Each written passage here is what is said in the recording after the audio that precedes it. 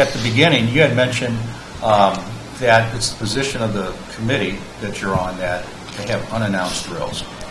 Now, as we're designing schools, and we get asked questions from parents and teachers all the time about, how safe will the school be?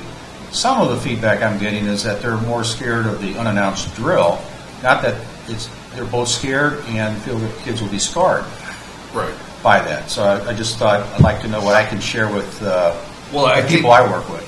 Okay, so we had psychologists that came and spoke at our task force, and we also had David Esquith, who's Department of Education and Safety and Healthy Students.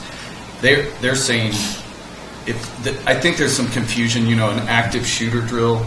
They're saying if you do that at an elementary level, that it traumatizes the kid, and then there are potential lawsuits from the parents in that regard. So if you were going to do active shooter drills, you may want to do that at a high school level, possibly, or a middle school. But they also recommended maybe to get volunteers, and so where law enforcement, first responders, maybe do it on a Saturday, where they can get familiar with the building, and maybe have students that would like to volunteer, and they could do that possibly not during a school day. So then the parents have a choice in whether they want their child to be part of.